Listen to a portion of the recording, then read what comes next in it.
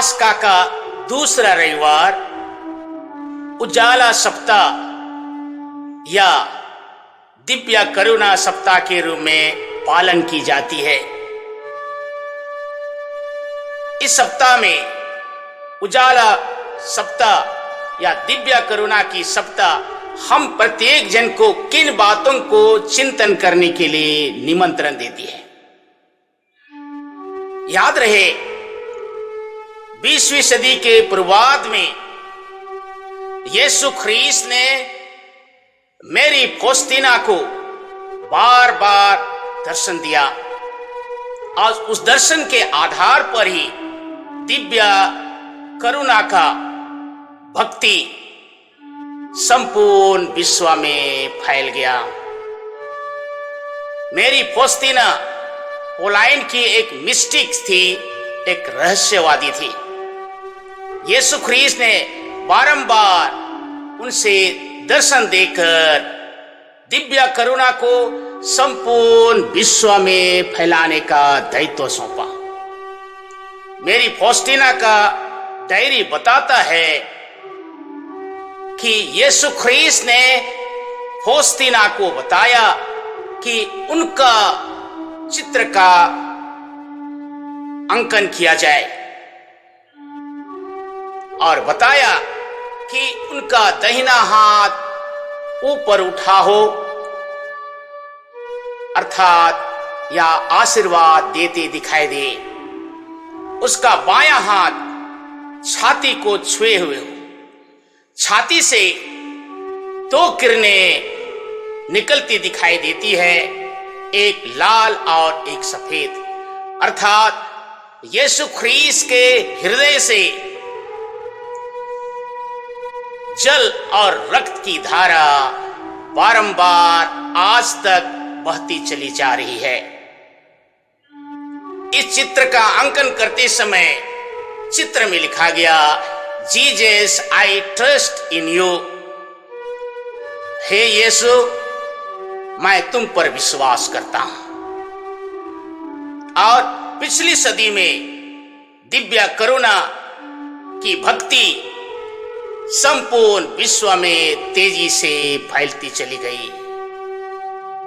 दिव्य करुणा सप्ताह के दिन माता कलीसिया हम प्रत्येक जन को बताती है कि हम ईश्वर के दिव्य करुणा को गहराई से और बारंबार मनन चिंतन करते रहें, क्योंकि हम सभी पापी हैं, अपने पुण्य पर नहीं, ईश्वर की दया और करुणा पर निर्भर करते हैं। यीशु ख्रीस्त हमारे हजारों पापों को क्षमा करके हमको नीचे से ऊपर उठाते हैं।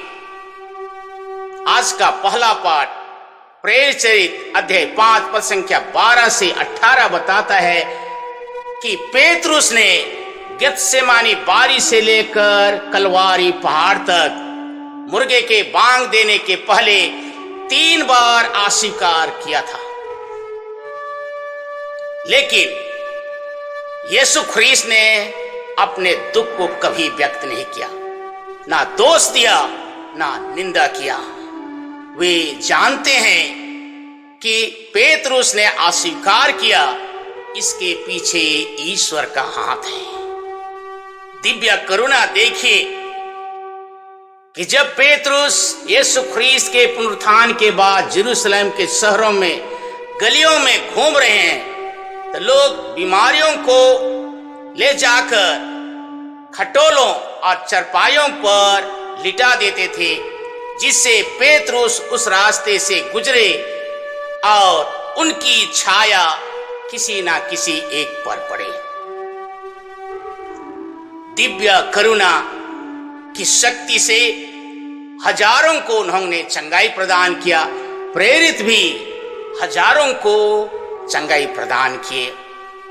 यरूशलेम के लोग ही यीशु ख्रीस्त को अस्वीकार किया था, वे क्रूस पर उन्हें मार डाले, लेकिन आज उनके ही प्रियजन जो बीमार है रोड में लाकर लिटा दिया गया, जिससे पेतरुस की छाया से दिव्य करुणा उनको चंगाई प्रदान करे। निकटवर्ती कस्बों और शहरों से हजारों रोगियों और अवधूतों को ले आए और ईश्वर की दिव्य करुणा उनको चंगाई प्रदान किया, क्योंकि ईश्वर की दिव्य करुणा यीशु ख्रीस्त के हृदय से रक्त और जल की तरह आज भी निरंतर बहते रहता है। संत जोहन के सुसमाचार अध्याय 20 पद संख्या 19 से 31 बताता है कि सप्ताह के प्रथम दिन संध्या के समय यीशु के शिष्य यहूदियों के भय से द्वार बंद कर एकत्र थे। यीशु ख्रीस्त बंद द्वार से उनके पास आकर खड़े हो गए और उनसे कहा, तुम्हें शांति मिले, और उनको अपने हाथ और अपने बगल दिखलाई।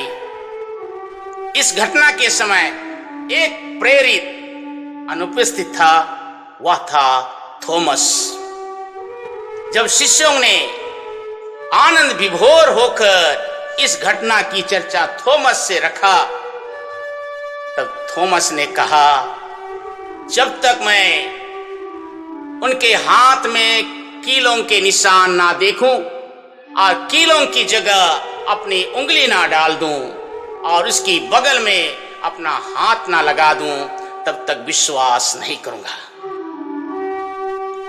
लेकिन यीशु ख्रीस्त की दिव्य करुणा देखिए, उन्होंने थॉमस को निंदा शिकायत से भर नहीं दिया, उनको दोष नहीं दिया, लेकिन यीशु ने कहा, थॉमस,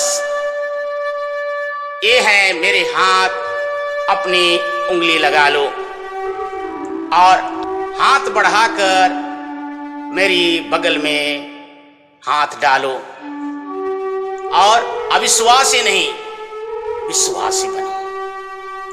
मेरे प्रियजन, हम भी शिष्यों की तरह अपने दैनिक जीवन में अपने चाल और चरित्र से यीशु ख्रीस्त को इनकार करते हैं, छोड़ देते हैं, विश्वासघात करते हैं, और बहुत बार हम अपने अहंकार से यीशु ख्रीस्त से दूर रहना चाहते हैं। लेकिन दिव्य करुणा, हम जितना दूर भी जाते हैं उतना दूर हमारी पीछा करती जाती है और हमें जितना नीचे गिरे हैं उनको उठाकर ऊपर लाना चाहता है, क्योंकि ईश्वर ने मनुष्य को अपना प्रतिरूप बनाया। उस महिमा और गरिमा तक लाने के लिए दिव्य करुणा कार्य करती है। आइए आप जरा सोचें, इस सप्ताह में किन कारणों से आप गिरे हैं, कैसे आप यीशु ख्रीस्त से दूर हैं, कैसे उन्हें इनकार करते हैं, कैसे उन्हें छोड़कर दूर भागने की चेष्टा करते हैं, बहुत बार विश्वासघात किए हैं। लेकिन याद रखिए, दिव्य करुणा आपके हजारों पापों को क्षमा करके आपको पुनर्जीवित ख्रीस्त के साथ एक बनाने के लिए कार्यरत हैं। आप विश्वास कीजिए, और जिस बात को थॉमस से कहा गया, यीशु ख्रीस्त ने कहा, अविश्वासी नहीं विश्वासी बनो। हमें वही कार्य करना है दैनिक जीवन में। अगर हमारा विश्वास किसी रूप से टूट गया है, पिता से कहें, हे प्रभु मुझे कृपा देना। आमीन।